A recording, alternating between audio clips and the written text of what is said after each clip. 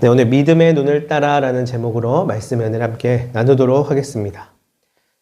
성경은 인간이 경험하는 삶의 희노애락을 이야기합니다. 성경은 홀리 바이블이라고 말해서 성스러운 이야기들이 나열되어 있다기보다 사람들이 살아갔었던 이야기, 그리고 그 가운데 함께 하셨던 하나님에 관한 이야기들이 담겨져 있습니다. 그렇기 때문에 삶에서 인간이 경험하는 기쁨과 즐거움과 슬픔과 또한 노여움과 또 행복한 마음들이 다 그 안에 담겨져 있는 것입니다.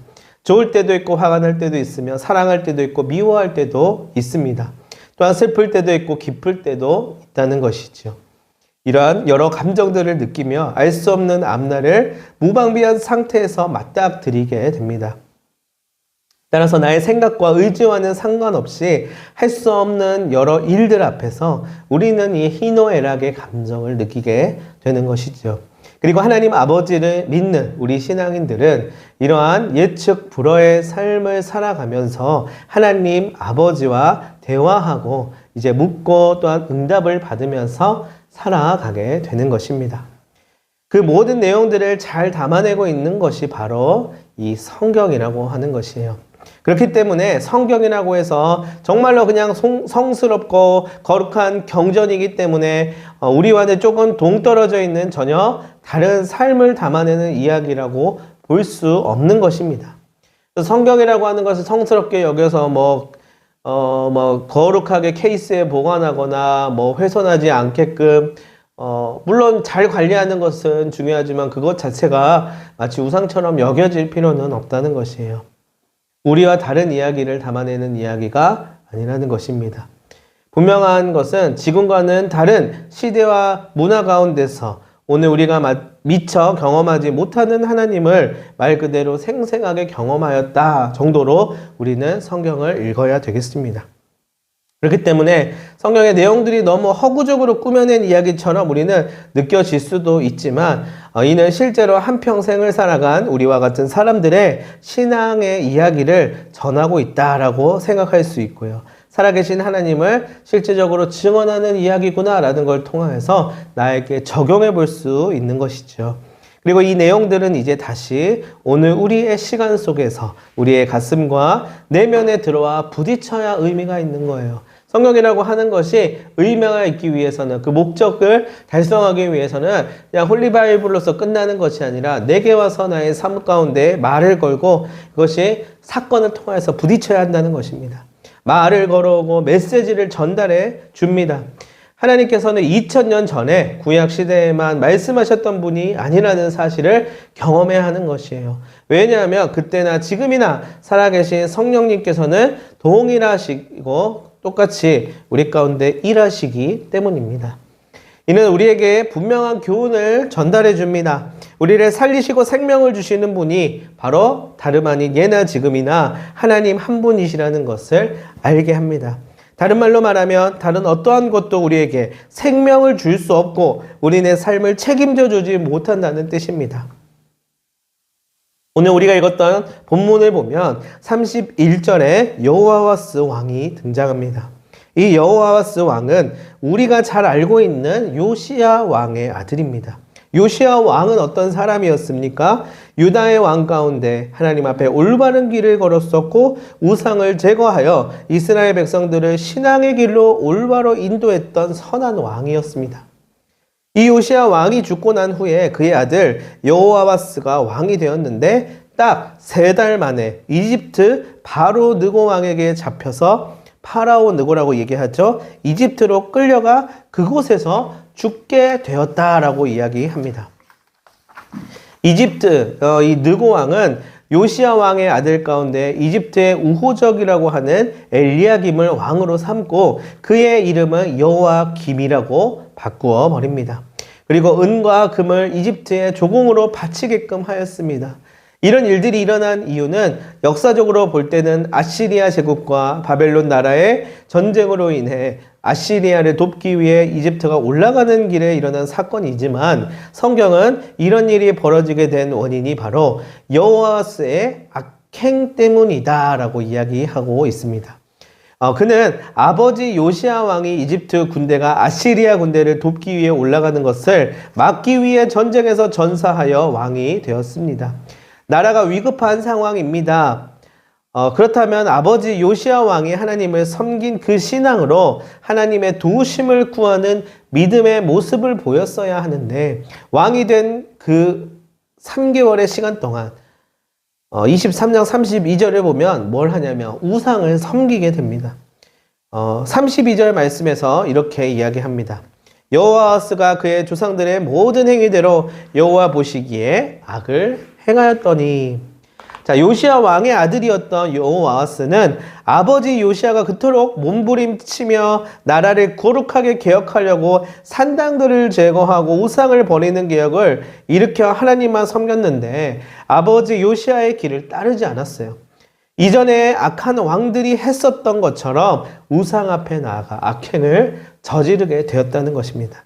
하나님을 더욱 의지하고 하나님께 나아가야 하는 상황 속에서 그 전쟁에서 이길 수 있는 길이 우상을 의지하는 것이라고 지금 착각하고 우상의 길을 따랐다는 것이에요.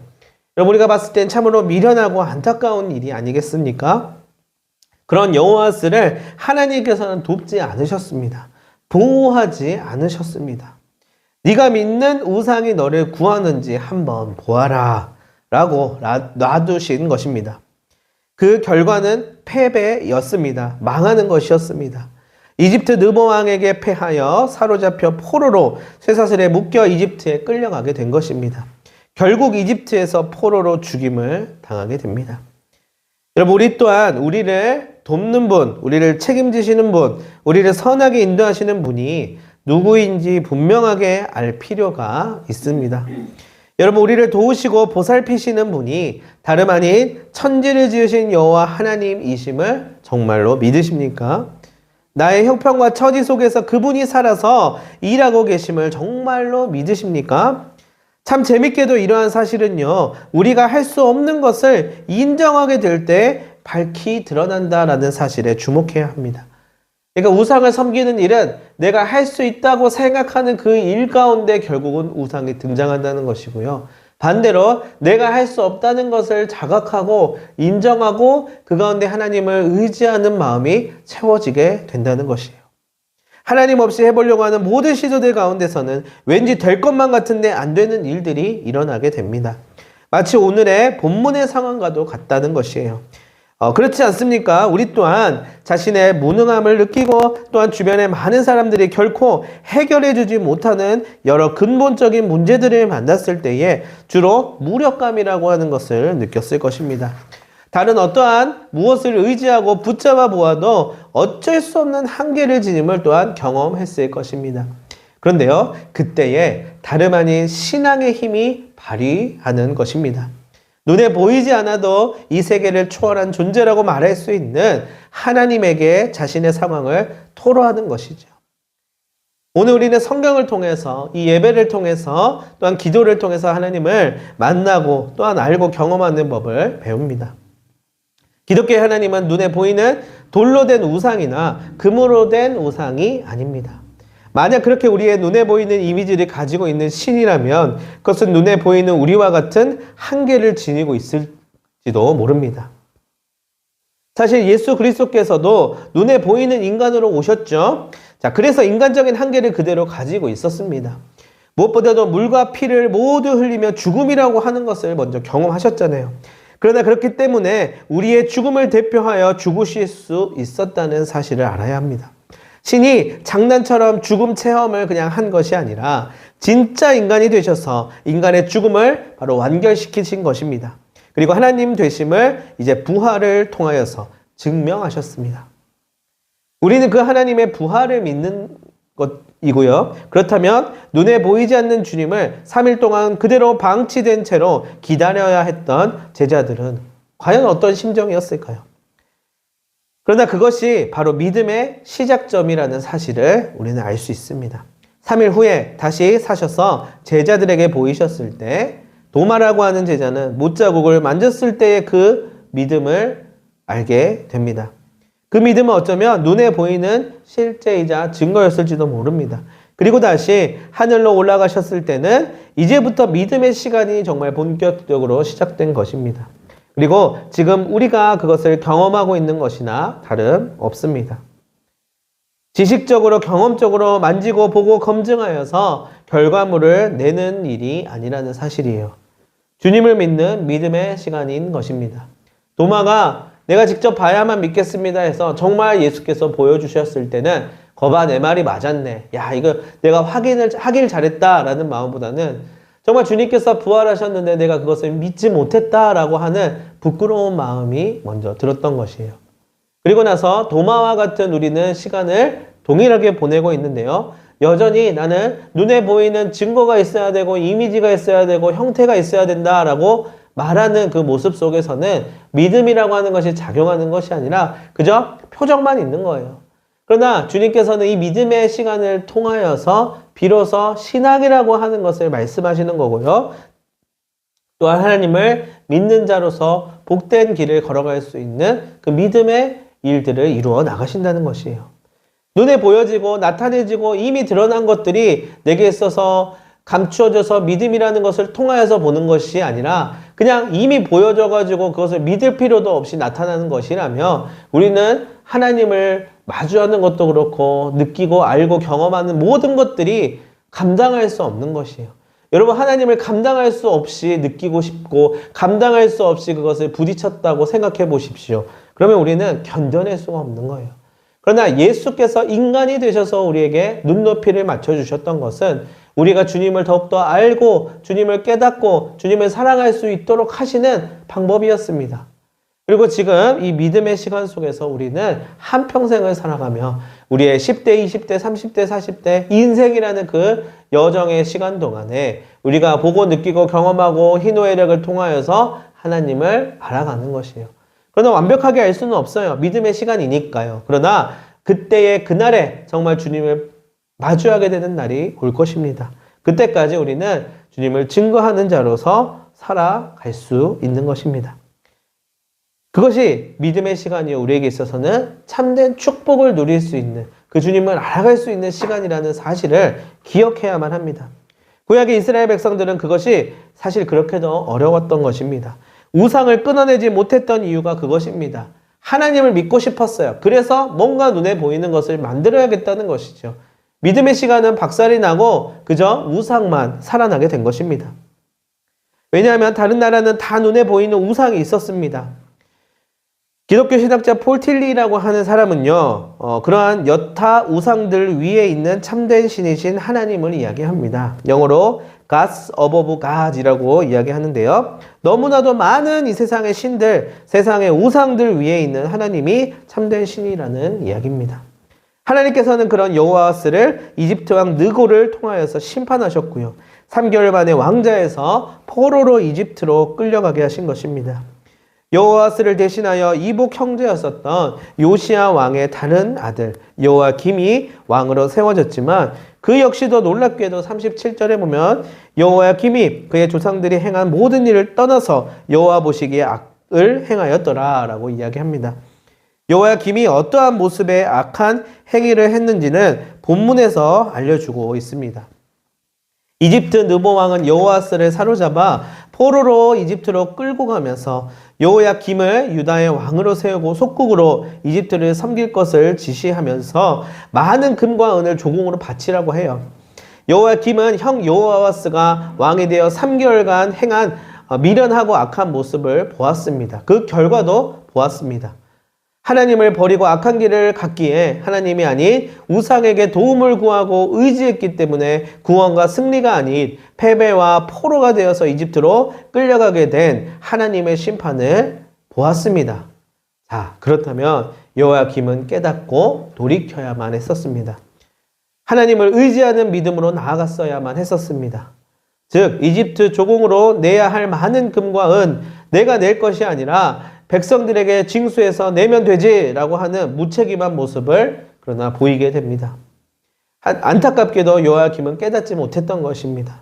하나님을 향한 믿음으로 하나님을 바라며 소망 가운데 하나님의 도우심을 구하는 믿음의 모습을 보였어야만 했는데 그 상황 속에서 자기의 욕망, 자기가 보고 싶은 것들, 봤으면 하는 것들을 만들고 추구하는 모습을 드러내는 것이에요.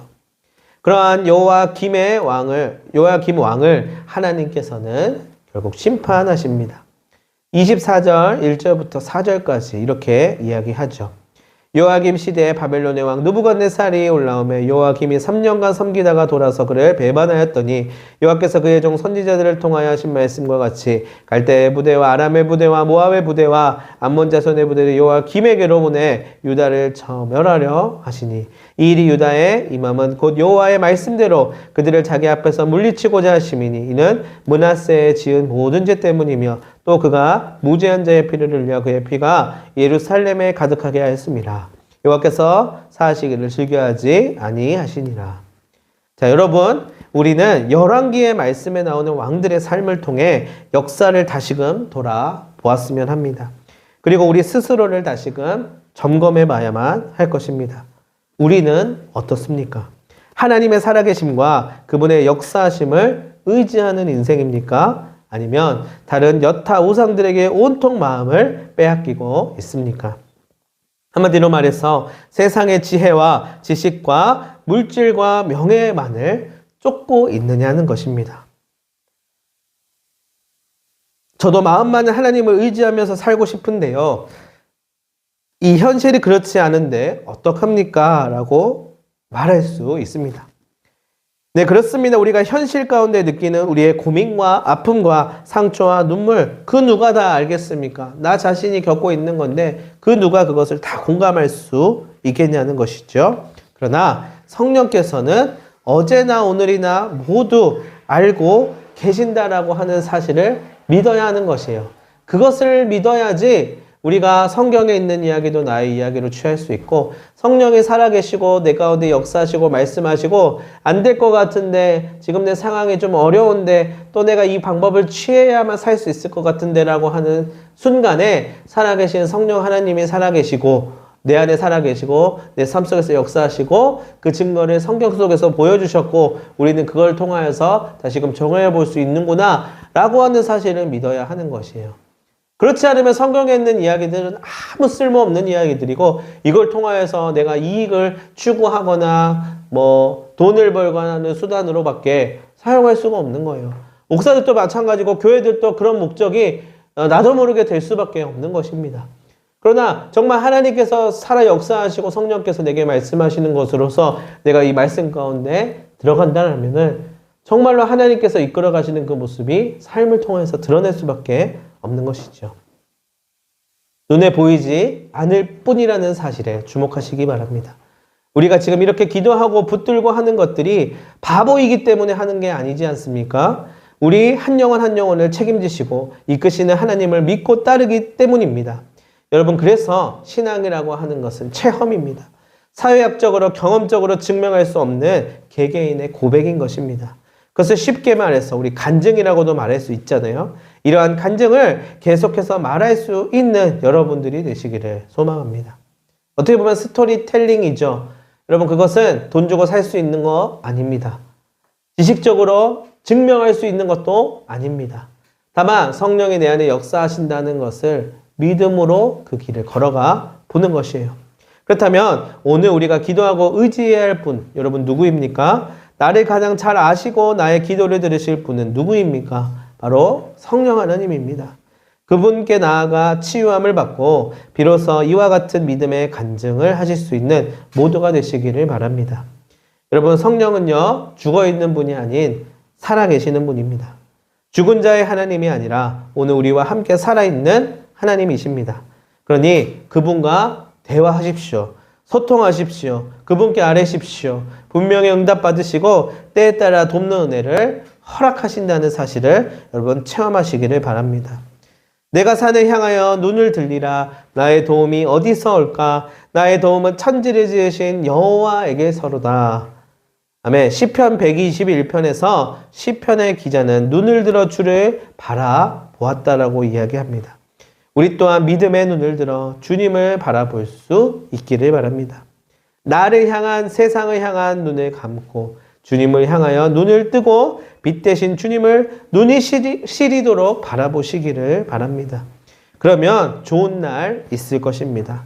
치유하시고 회복하실 날 반드시 올 겁니다. 그것을 신뢰하는 모든 우리 믿음의 가족들이 되시기를 바랍니다. 기도하겠습니다. 살아계신 주님, 우리의 참된 소망 되신 주님, 우리의 갈 길을 인도하여 주시옵소서. 우리의 눈을 주께 듭니다. 모든 우상들과 가리우는 장애물들을 제하시고 온전히 우리에게 와 주시옵소서. 주님의 말씀을 오늘 나에게 주신 메시지로 받았으니 확실히 응답하사 주님의 일하심을 더욱 경험하게 하여 주시옵소서. 감사하며 예수님의 이름으로 기도합니다.